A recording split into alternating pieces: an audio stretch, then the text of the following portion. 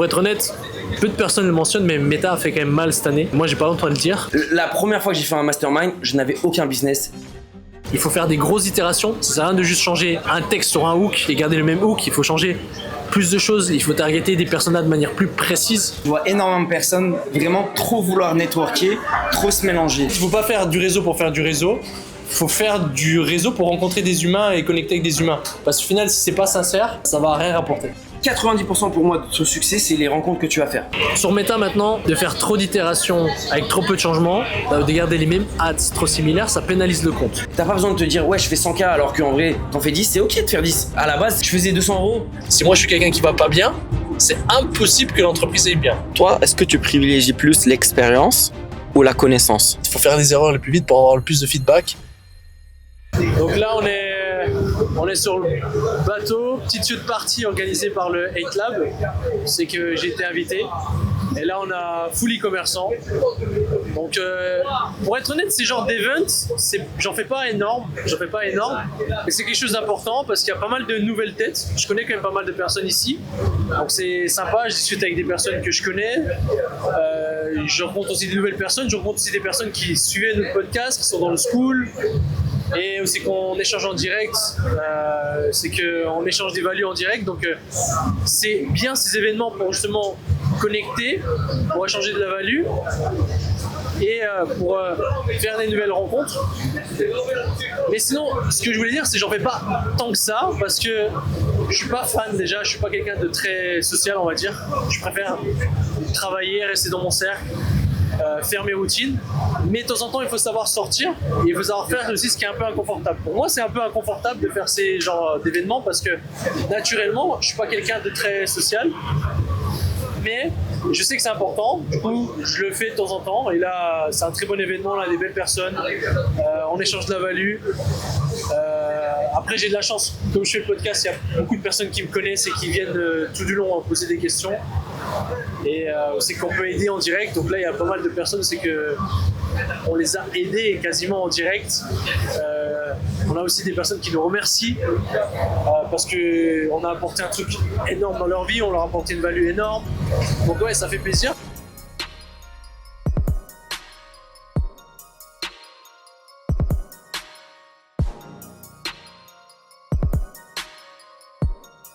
Donc je vais vous donner les échanges que j'ai eus pour que vous, même à travers votre écran, vous puissiez reprendre, vous puissiez grappiller ce que moi j'ai changé. Donc pas mal d'échanges étaient autour de Meta. Pour être honnête, peu de personnes le mentionnent, mais Meta a fait quand même mal cette année. Moi j'ai pas honte de le dire. On aurait pu spend beaucoup plus, mais Meta nous a fait mal parce qu'il y a eu des changements sur Meta et parce qu'il faut s'adapter et parce que voilà, les codes ont changé. Et donc voilà, c'était le sujet. En quoi ça nous a impacté Meta, qu'est-ce qui a changé, qu'est-ce qu'il faut pas faire et qu'est-ce qu'il faut pas faire. Il y a pas mal de choses qui ont changé sur Meta, donc j'ai fait 2 vidéos YouTube déjà sur ça qui couvrent déjà bien le sujet, mais pour vous rappeler, pour vous éviter de peut-être pour faire gagner du temps. Sur Meta maintenant, de faire trop d'itérations avec trop peu de changements, de garder les mêmes ads trop similaires, ça pénalise le compte. De balancer trop d'ads et que trop d'ads d'un coup, ça pénalise le compte. Nous, on l'a vu avec nos campagnes Black Friday. On a lancé campagne Black Friday, on a lancé, je sais pas, peut-être aux alentours de 200 à 300 ads dans la campagne directement, dans trop peu d'adsets. Et jour 1, ROS 0.7, alors que toutes les ads c'était banger, alors que c'était le lancement du pré-Black Friday, c'est qu'on lançait les mails en même temps. Et ce qu'il faut savoir, c'est que quand Meta voit des signaux de mail, c'est-à-dire qu'il y a des ventes sur le site, ça convertit, et ben il va venir booster au niveau de Meta. Et là en fait on a vu que cette campagne-là, alors que ça devait être la meilleure, elle avait des mauvais ROS, parce que simplement il y avait trop de dates. J'ai eu un call avec Meta et ils m'ont dit non mais là ça va pas du tout, là il y a beaucoup trop dates, il faut du temps à l'algorithme. Et ce qu'ils ont dit est vrai, parce qu'au fur et à mesure des jours, l'algorithme commençait à pouvoir identifier les ads sur lesquels il va pouvoir dépenser. Et en fait, il a fallu peut-être une semaine pour qu'on soit rentable sur cette campagne. Donc ça, c'est quelque chose qui a changé. Faites gaffe à pas balancer trop d'ads non plus. Nous, on a une équipe qui nous permet de produire beaucoup de volume. Et là, maintenant, ça nous pénalise. De lancer trop de volume. Donc maintenant, voilà, évitez le volume. enfin du moins quand c'est pas nécessaire, et de lancer trop d'un coup. Faire pas mal d'itérations, ça va venir pénaliser le compte aussi. Il faut faire des grosses itérations, ça sert à rien de juste changer un texte sur un hook et garder le même hook. Il faut changer plus de choses, il faut targeter des personas de manière plus précise, c'est-à-dire il faut faire des ads par rapport à un persona précis. C'est-à-dire vous pensez à votre persona, ok, c'est un homme de 40 ans, il boit de la bière, il n'a pas de femme, et vous lui créez des ads expressément pour lui. Ça, Meta, il adore ça. Donc il faut connaître mieux ses avatars, il faut faire plus de travail au niveau de la créative, il faut que ce soit plus de qualité. C'est ce que Meta il veut. Ensuite, une autre discussion qu'on a eue avec un gars juste avant, c'est que est-ce que Meta s'adapte à notre renta? C'est-à-dire, est-ce que Meta, par rapport à mon ROS break-even, s'adapte? Parce qu'en fait, ce qu'on a remarqué, c'est que peu importe notre ROS break-even, si on a un ROS break-even de 1.2 ou de 9 ou de 1.9, Meta, on dirait que s'adapte pour nous donner la rentabilité juste qu'il nous faut, sans trop prendre, sans trop nous laisser.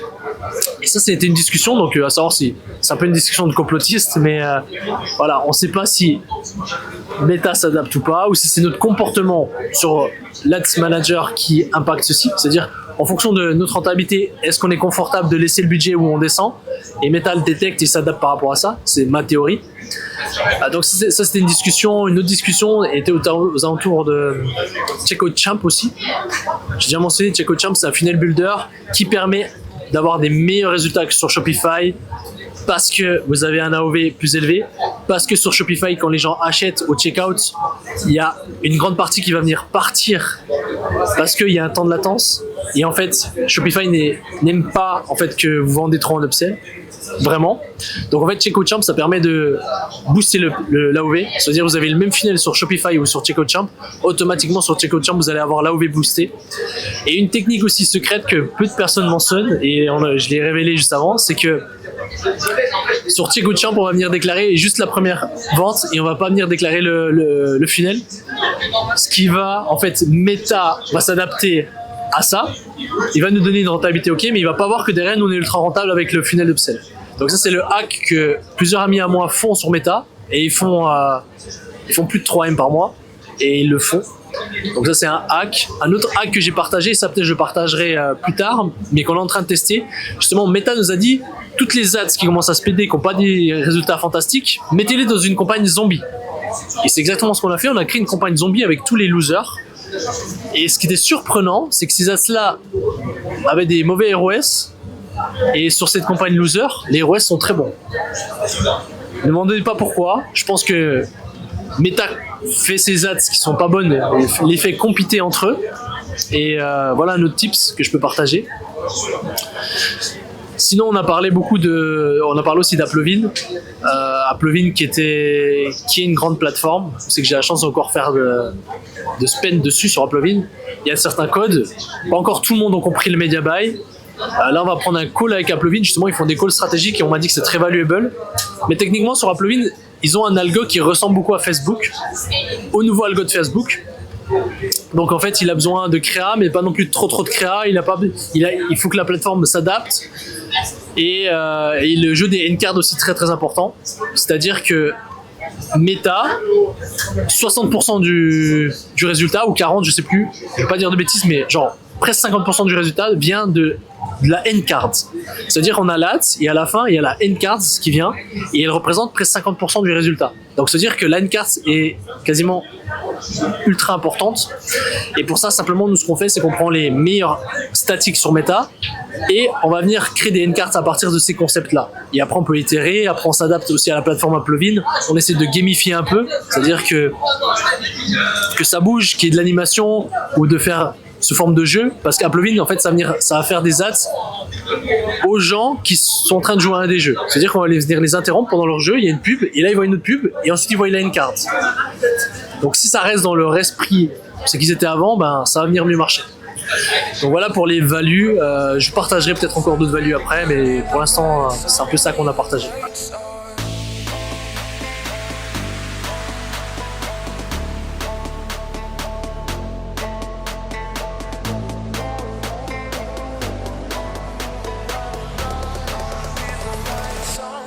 Qu'est-ce que t'as appris sur ce beau? Tu sais, on échange avec pas mal de personnes, du coup. Les gens qui étaient pas là, qu'est-ce qu'on peut leur partager? En vrai, c'est excellent les événements comme ça, mais c'est très important de aussi garder sa vision parce que je vois énormément de personnes vraiment trop vouloir networker, trop se mélanger. Je pense que c'est super ces événements-là, mais il faut plus le voir en mode je vais venir me faire des potes, rencontrer des gens, aller en profondeur avec eux et c'est grâce à ça après que tu vas pouvoir vraiment te positionner avec eux et faire des grandes choses. La value, c'est bien, on l'a partout, mais en vrai, les gars, si vous suivez déjà Mathéo, par exemple mon contenu, ou d'autres gars, par exemple comme 8Lab ce soir, vous avez 90% des bonnes informations. Derrière, c'est ce que vous allez en faire. Et pour moi, c'est très important de connecter avec des gens, mais surtout quand vous sortez comme ça, c'est très important de renforcer des liens et se faire des potes, c'est vraiment primordial. Je pense qu'il a dit quelque chose de très important que j'ai déjà mentionné sur ma chaîne, donc ça fait plaisir. C'est qu'en fait, il faut pas faire du réseau pour faire du réseau.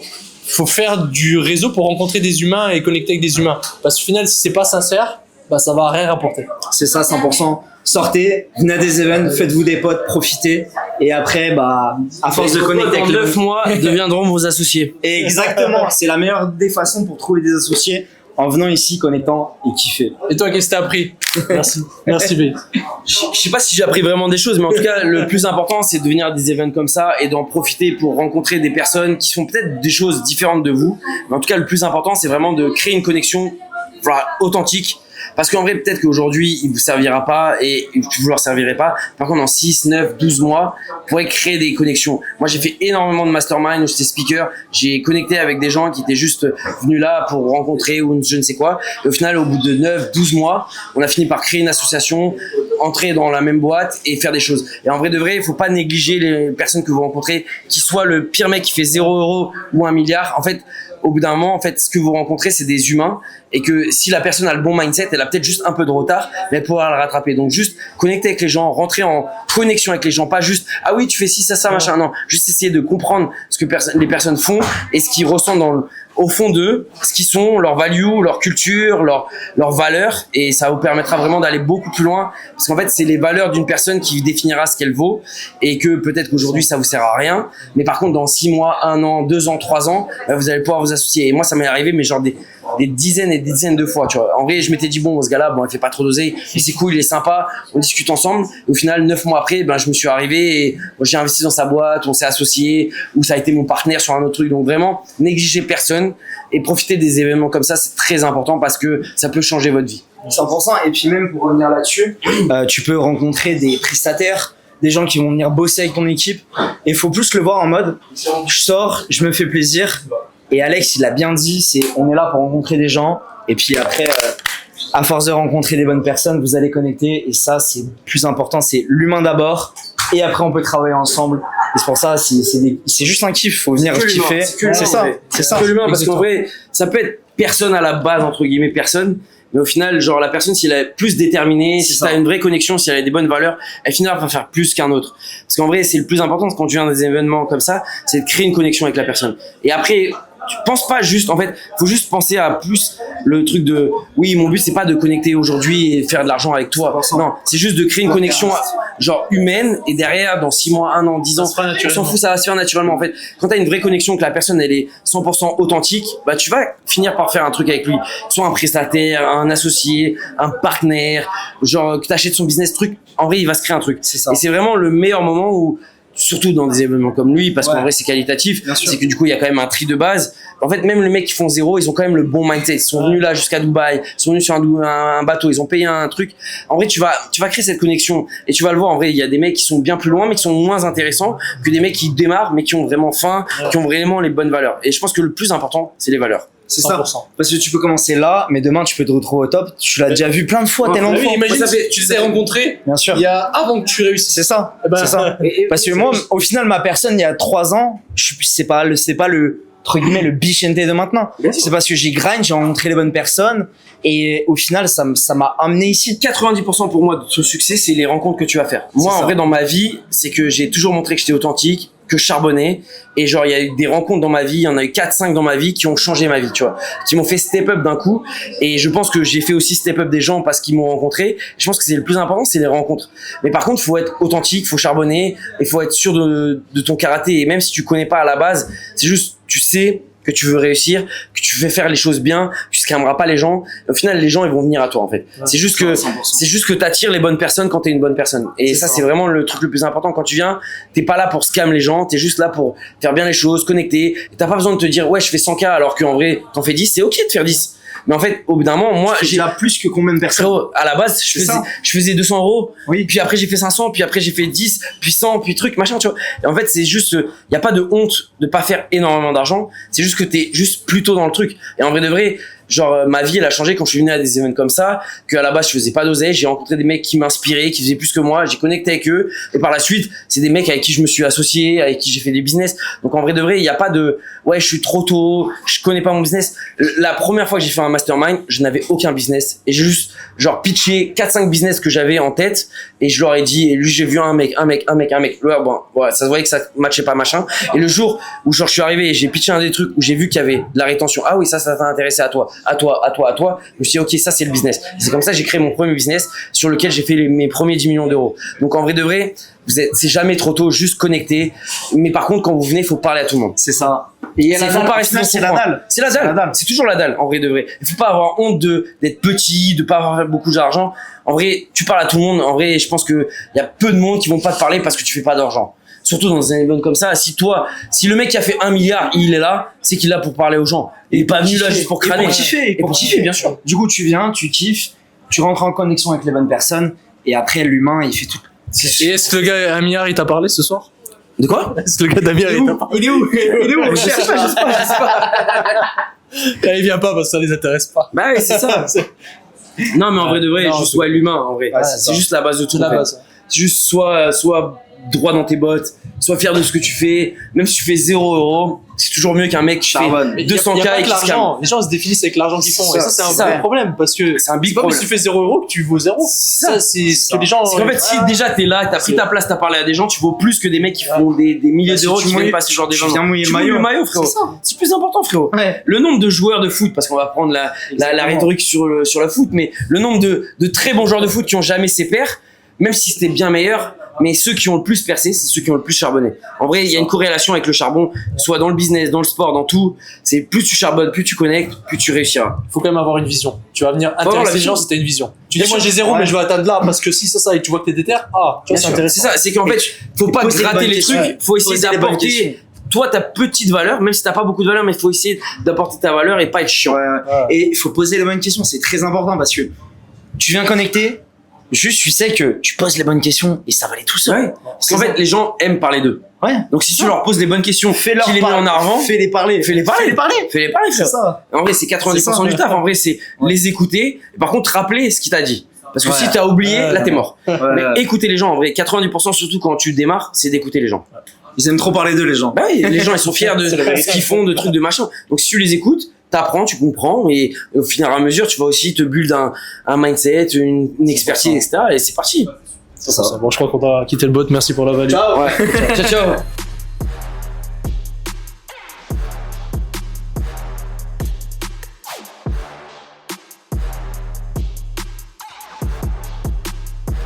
Ok, alors, grosse pépite là que je viens d'apprendre, et je suis obligé de vous partager, je vous partage ça en direct. Je sais pas si vous êtes au courant ou pas, mais sur Shopify, si vous avez une app qui a upsell au checkout, comme par exemple Aftersell, vous avez une possibilité d'activer au checkout des ads. C'est-à-dire que maintenant, Aftersell se fait racheter par Rocket, je crois que c'est ça le nom, et ils ont activé une fonction qui permet de faire de l'ads et de vous payer, je crois, jusqu'à 60 centimes ou 60 centimes par commande. Ça veut dire si vous faites 30 000 commandes, ça vous fait à peu près entre 5 et 10 K gratuits par mois. Donc apparemment, c'est assez nouveau. Je sais pas si beaucoup de gens sont au courant de ça, mais grosse pépite. C'est-à-dire si vous faites du chiffre, bah là, simplement, chaque mois, vous allez pouvoir faire 5 000, 10 000 de plus par mois. Et si vous faites moins de chiffres, bah, ça peut déjà vous rajouter, si vous faites moins de chiffres, ça va vous rajouter quand même un petit plus sympa. Donc voilà pour la petite pépite. Sinon là, on arrive à la fin de la lieu de partie. Là, il est 9h. Et et simplement je vais rentrer. Et je vais rentrer parce que demain on va venir préparer la semaine. Et je me réveille à peu près tôt chaque semaine. En fait, chaque semaine je me réveille à peu près à la même heure. Ça me fait me sentir bien. Et là simplement je sors pas en boîte. Et c'était sympa l'event. Puis simplement ouais, on va rentrer et voilà. Et eux, en fait, ils sont en train de build une roadmap jusqu'en 2030. Ouais. Jusqu'en 2030, avec des prévisionnels, avec des trucs. Du coup, toi, en fait, comment tu vois l'évolution de ta marque? Est-ce que tu veux peut-être faire ça? Tu veux rester que sur du e-com ou tu veux peut-être faire du retail? Est-ce que tu as une vision par rapport à ça? C'est une très bonne question et pour être honnête, j'ai pas la même vision que eux ils ont parce que je dois la travailler et c'est un gros travail que je suis en train de faire actuellement, c'est de définir une vision encore plus précise et faire une roadmap plus poussée, exactement comme ce qu'ils font. 2030, c'est très bien de faire une roadmap jusqu'à 2030. Pour l'instant, nous, c'était un peu à l'arrache, on va dire. Et là, on veut vraiment faire les choses sérieuses et la vision, je la peaufine. Donc pour la peaufiner, il faut simplement prendre des temps sur soi, prendre des temps pour soi, tu vois. C'est pas en étant derrière ton ordinateur que tu vas créer ta vision. Donc ça, il faut déjà être conscient, il faut prendre des moments, c'est que tu vas y penser et que tu sais que tu builds ta vision, donc tu y penses et au fur et à mesure des pensées, tu perfectionnes. Ouais. Le but, c'est pas de définir une roadmap précise maintenant et que tu sais si tu la suis pas, ça va être mauvais, c'est juste définir une première vision assez claire pour avoir une direction sur laquelle aller. Et en tout cas, en termes de chiffres, on veut faire 100 millions l'année sur une marque. 100 millions l'année et revendre une marque à 100 millions. Donc là, on a une marque, c'est qu'on y travaille. C'est que de base, on n'avait pas construit cette marque pour faire une marque. C'est que j'avais construit ça pour honnêtement faire du drop. Et après, on a construit ça en marque. Donc c'est, on va dire, plus compliqué que si je partais de départ, mais on peut le faire. Là, on est au quart avec cette marque-là. On est au quart du 100M. Et simplement pour les faire, là, on doit faire plein de nouvelles choses que ce qu'on faisait avant. On peut pas juste continuer à faire mieux. C'est ça l'erreur de beaucoup de marques. C'est-à-dire là, t'arrives et au bout d'un moment, tu dois faire des nouvelles choses pour passer de 25 à 100 M. Et là, ça va être en grande partie avec les équipes. Tu vas avoir des tueurs dans l'équipe, des A-players dans l'équipe. Ça va passer sur tout ce que moi je ai comme input, c'est-à-dire tout ce que moi je me forme, tout ce que j'apprends. En fait, ça va faire le résultat de mon entreprise. Comment moi je suis, ça va être le résultat de mon entreprise. Si moi je suis quelqu'un qui s'ouvre, qui peut recruter des A-players, j'aurai des A-players, l'entreprise va aller bien. Si moi je suis quelqu'un qui va pas bien, c'est impossible que l'entreprise aille bien. Ça, je te rejoins tout à fait sur ce point. Et ça, en fait, je l'ai appris à mes dépens, entre guillemets. Tu vois, depuis que je me suis lancé un peu dans les applications Shopify et tout. Ouais, juste pour les gens qui te connaissent pas. Ouais. Pour ceux qui me connaissent pas, je suis le fondateur de plusieurs applications Shopify, dont la principale qui est Rappi. Donc Rappi, c'est une app qui permet d'augmenter ton panier moyen avec les upsells et les bundles, etc. Et justement, en fait, moi, je l'ai appris à mes dépens parce que je te rejoins ton point. C'est qu'en fait, quand j'ai commencé le projet, c'était un projet derrière mon ordi, juste faire du MRR et peut-être potentiellement vendre à peut-être quelques centaines de milliers de dollars ou quelques millions, tu vois. Et en fait, je me suis rendu compte qu'on n'avançait pas avec la vision que j'avais sur le business. Et avec le temps, en fait, j'ai appris à mes dépens. Quand je t'ai rencontré surtout, tu m'as beaucoup inspiré. En fait, j'ai remarqué que toi, par exemple, la manière comment tu communiques, elle est incroyable. Vraiment, tu communiques. Tu communiques vraiment. Tu réfléchis sur les termes que tu utilises, par exemple. Tu communiques vraiment bien. Vraiment, tu choisis bien les termes, les mots, les détails, etc. Tu sais que,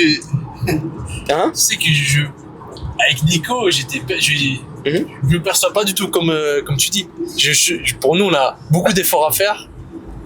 C'est drôle que tu le dises. Je vais te dire pourquoi, parce que peut-être on n'a pas le même niveau de français. Non, peut-être pas.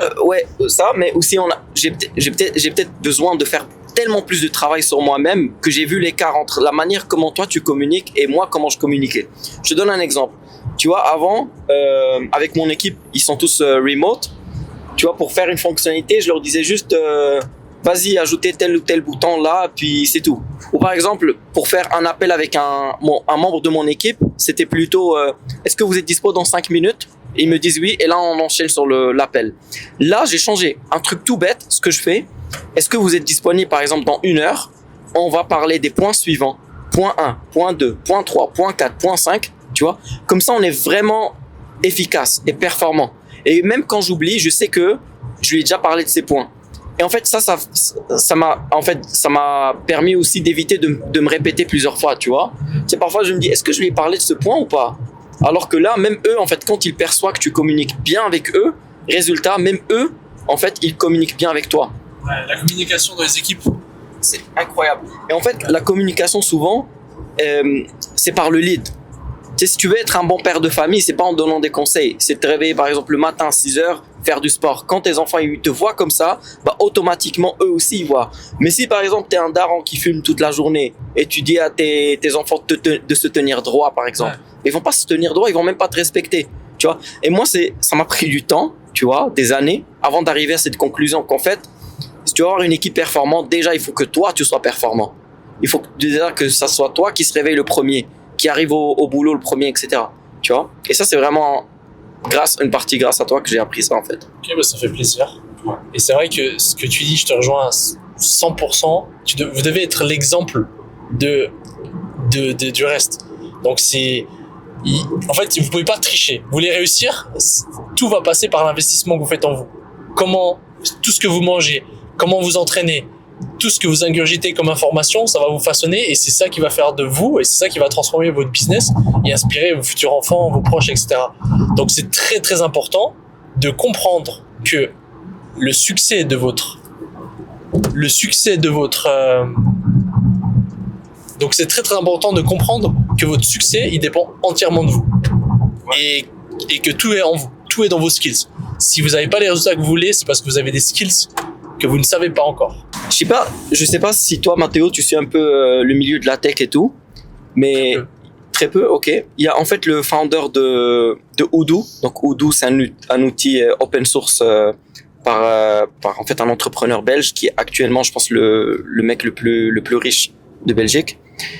Et en fait, il a partagé sur LinkedIn un graphique. Là, ils ont dépassé les 40 millions d'euros de MRR, donc ce qui fait un demi-milliard par année. C'est pour la tech, c'est énorme. Ouais. Ça fait évaluer le truc à plusieurs milliards de dollars. En fait, sur le graphique, c'est incroyable. Lui, il a commencé ça, je crois, en 2006. Et c'est jusqu'en 2017-2018 que la courbe a commencé à prendre exponentielle. Tu vois? Et moi, ça m'a vraiment marqué aussi parce que parfois, on voit le succès des gens, mais on oublie que c'est peut-être 10, 15, 20 ans de travail vraiment acharné avant de commencer à obtenir les premiers résultats. Mais une fois que tu les as, c'est un effet boule de neige. Ça peut aller très vite, tu vois.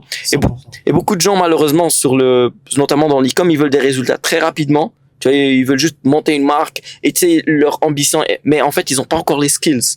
Tu vois, parfois, c'est même pas une question de skills, c'est aussi une question de relation. Il faut bâtir des relations solides, basées sur la confiance. Il faut faire ses preuves. Comme ça, en fait, tu peux, sur le long terme, en fait, réussir, tu vois. Ouais, 100%. Et un truc qu'il faut bien comprendre, c'est qu'en fait, les résultats ne viennent pas instant. Tout ce que tu fais aujourd'hui, les résultats seront plus tard. En fait, il y aura un effet retardé. Donc en fait, quand tu fais aujourd'hui, c'est assez dur mentalement parce qu'en fait, il faut être conscient que les résultats viennent après. Pour le sport, c'est logique, tu te muscles, tu souffres à la salle, tu sais que après, t'auras pas du muscle, tu sais que ça va venir plus tard.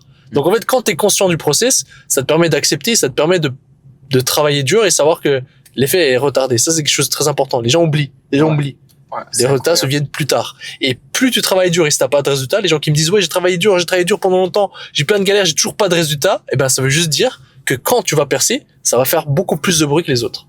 Ouais. Plus ça met de temps et que tu travailles et que tu fais les choses comme il faut, plus l'effet sera retardé. Ouais. Plus l'effet retardé va exploser fort. Intéressant. Et j'ai une question pour toi, Mathéo. Toi, est-ce que tu privilégies plus l'expérience ou la connaissance? Pour un recrutement, tu dis? Non, dans l'entrepreneuriat de manière générale. Est-ce que tu es plus en mode je préfère passer du temps à apprendre sur une thématique, par exemple passer du temps à vraiment préparer une brand, etc. ou plus juste commencer et après optimiser? Pour moi, au départ, quand on commence, il faut aller au plus vite, il faut foirer le plus vite, il faut faire des erreurs le plus vite pour avoir le plus de feedback et celui qui fait le plus d'erreurs aura plus de résultats que celui qui veut apprendre et pas faire d'erreurs. Maintenant, à mon niveau, il faut apprendre, appliquer et surtout apprendre les bonnes informations. C'est-à-dire, je prends les informations, c'est qu'elles sont bonnes à prendre et j'applique directement. Parce que si t'apprends et tu appliques pas, ça vaut rien. Et c'est là que tu apprends mieux quand tu appliques. Et après, quand ça marche, je repartage. C'est ça mon cercle, en fait, c'est que j'apprends, j'applique, ça marche, je partage. Je prends quelques minutes pour faire un débrief sur ce que j'ai fait hier soir. Hier soir, j'avais un mastermind élite, un mastermind qu'on organise entre e-commerçants avancés. C'est-à-dire que pour faire partie de ce mastermind, il faut faire 25 millions l'année. Et là, principalement, c'est anglophone. Et je veux vous partager mon feedback de hier soir. Donc, premièrement, ce qu'il faut savoir, c'est que les personnes qui chiffrent vraiment, les personnes qui font du 25, 30, 50, 100 millions, pour le 99% des cas, ne sont pas sur YouTube, ne sont pas sur Twitter, ne partagent pas en fait, parce qu'en fait, ils n'ont pas le temps, ils n'ont pas l'envie, ou ils ne veulent pas partager. Donc en fait, ce qu'il faut savoir, c'est qu'il y a une grande partie des informations précieuses que vous n'avez pas, si vous basez que ce que vous trouvez sur YouTube, Twitter, etc. Donc c'est très rare déjà les gens qui partagent de la vraie value et des gens qui partagent la value et qui sont à un vrai niveau. C'est très rare. Parce qu'il y a le marché de l'information qui est un marché qui cartonne et du coup, les gens sont plus là pour vous donner du contenu satisfaisant à regarder ou de la pseudo-value sans que ça soit vraiment applicable. Donc, ça c'est la première chose à savoir. Donc là, on a des gars qui étaient là, qui faisaient... Donc, il y en avait un qui fait plus de 3,5 M par mois. Donc l'année passée, il a fait 30 M. On avait un autre qui va faire 40 cette année. Donc là, il est à 4 millions par mois. Il va faire plus que 40. On avait des autres qui sont à 20 M, un peu plus de 20 M, enfin qui pensent atterrir à 20 M, voire plus. Ça dépend comment se passe le Q4. Et après, il y avait aussi mon ami Nico et il y avait un autre entrepreneur que lui, dans le turfu, il pense revendre à minimum 500 M dans 2 ans. Il est en online et retail. Donc, tout ça pour vous dire qu'on avait des gens vraiment sérieux et aucun de ceux-là n'est sur Twitter, aucun de ceux-là n'est sur YouTube, mais par contre, tous ceux-là participent à tous les masterminds et tous les événements de haut niveau. Et mon premier feedback sur ces personnes, c'est que déjà, c'est pas des personnes lazy, c'est toutes des personnes qui travaillent encore dur malgré leurs résultats, malgré le fait qu'ils font rentrer énormément de bénéfices chaque mois, chaque année. C'est des personnes qui ont connu des périodes où c'est qu'ils ont peut-être été un peu démotivés, enfin ils ont eu besoin de retrouver une motivation, et leur motivation c'est de faire le maximum de chiffres en e-com.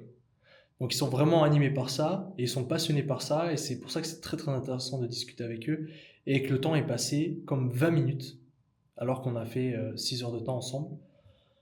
Donc on a discuté de beaucoup de choses. Si je peux vous partager quelques values qu'on s'est partagées, même si y a des choses peut-être qui vous intéressent moins, comme Applevin. On a une personne qui était là qui dépense 40K D sur Applevin. Donc Applevin, pour ceux qui ne savent pas, c'est une plateforme pour faire des ads assez nouvelle qui est apparue cette année et qui permet de faire des pubs sur les jeux. C'est-à-dire quand les personnes jouent à des jeux sur iPhone, eh ben, ils ont une pub qui atterrisse, qui apparaît, pardon. Et du coup, Applevin a fait beaucoup de ménage, ils ont gardé peu d'annonceurs, seulement les sérieux, seulement ceux qui renaient des produits des brands de qualité et qui spendaient bien. On a la chance d'être encore sur Applevin, on ne spend pas encore 40K D, le but c'est d'être à ce niveau-là, voire plus. Et du coup, c'était intéressant d'échanger avec lui, c'est certaines insights. Ce qu'il a pu partager, c'est qu'il surf scale sur Applevin.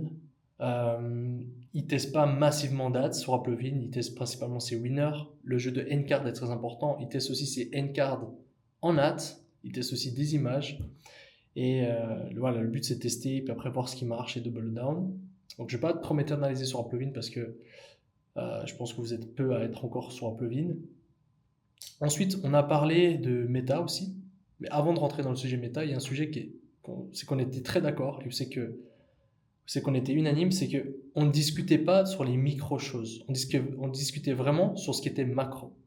Je m'explique. Il y a certaines choses dans méta, comme par exemple faire ABO ou CBO, qu'on n'a pas discuté. Parce qu'en fait, à ce niveau-là, nous, ce qui nous apporte plus, c'est d'avoir product market fit, d'avoir une équipe qui est performante, et ces genres de détails c'est pas le plus important, c'est pas le 20 du 80. Et si vous avez un product market fit, si vous avez un bon process créa, de se poser la question ABO ou CBO, ben, ne vient même pas, parce qu'en fait, ça marche en ABO ou en CBO. Donc, ça, on était très d'accord. Souvent, on s'est dit, OK, ça, c'est un peu trop micro, ça sert à rien de s'attarder dessus. On parle seulement ce qui est macro. Un autre point intéressant, c'est que ces gens-là, en fait, personne râle, personne se plaint. C'est très rare d'avoir quelqu'un qui se plaint, et les gens se plaignent pas. En fait, on discute de solutions. Les gens ont des problèmes, ont des tas de problèmes, des sérieux problèmes, mais ils le disent pas en se plaignant, en fait. Ils le disent, voilà, j'ai ça, tac, tac, tac, j'ai fait ça, tac, tac, tac, je pense faire ça, qu'est-ce que vous me conseillez? Et c'est très intéressant, c'est quelque chose à souligner, c'est que les gens se plaignent pas. La plupart des discussions sont positives, il y a quasiment pas d'aspect négatif, parce qu'en fait, ils ont leur mindset entraîné pour juste avancer, en fait. Et des phrases qui reviennent et des mots qui reviennent très souvent, c'est scale fast, scaler rapidement. Le but, c'est d'aller rapidement. Le but, c'est d'opérer rapidement. Le but, c'est d'appliquer rapidement. Ici, les gens n'ont pas le temps. Quand vous avez le temps, quand vous prenez votre temps, quand vous voulez faire des choses micro, ben vous allez aller lentement. Et la grande différence que je vois entre les débutants et les avancés, c'est que les avancés, ils avancent massivement. Les débutants, ils se posent beaucoup de questions, ils se plaignent, ils sont trop dans le micro, ils se posent trop de questions. Donc ça, c'est juste pour vous remettre le contexte. Si vous posez trop de questions, il est temps de réfléchir. Qu'est-ce qui rapporte le 20 du 80 et de foncer. Et de pas s'attarder sur les choses micro. C'est comme ça que vous allez vraiment avancer très très vite.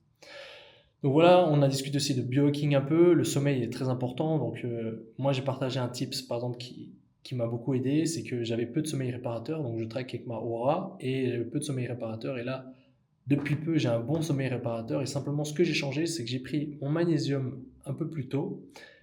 Et je prends aussi de la L-théanine qui a très très bien fonctionné sur moi. Et je prends aussi un complément relaxation du système nerveux de NutriPure.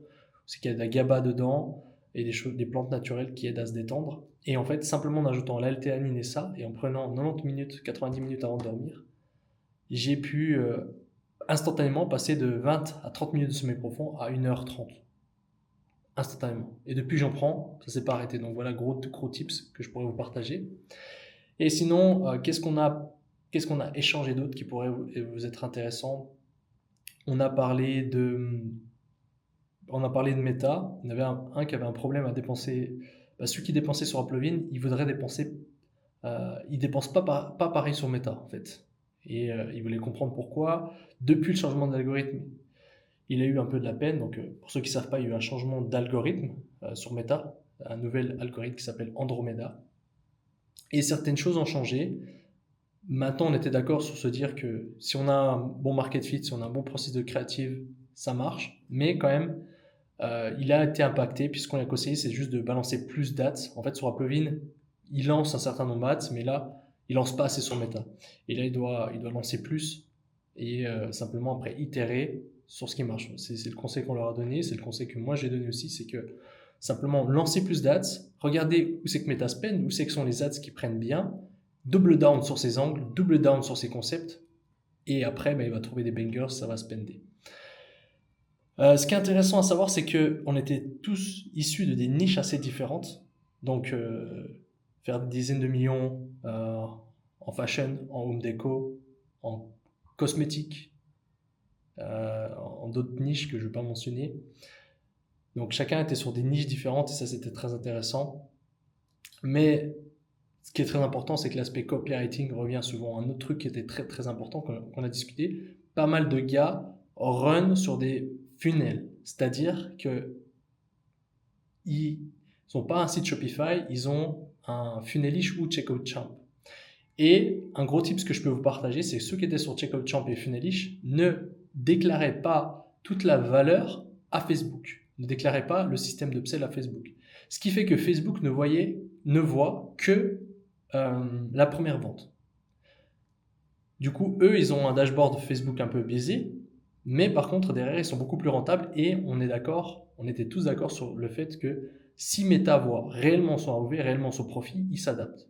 Meta, c'est rare que vous avez un iOS 10 et que vous spendez 300K par mois et qu'il vous laisse le iOS 10. Il va dire, OK, si tu dépenses plus, je vais te le descendre. Donc, en fait, ça, c'est une manière un peu pour hacker Meta. Et deux qui étaient là le faisaient. Donc ça, voilà, grosse valeur pour vous. Si vous avez un site Shopify, passez-le sur Funelish ou sur Checkout Champ, c'est plus optimisé que Funelish, mais par contre beaucoup plus compliqué, il faut avoir des devs.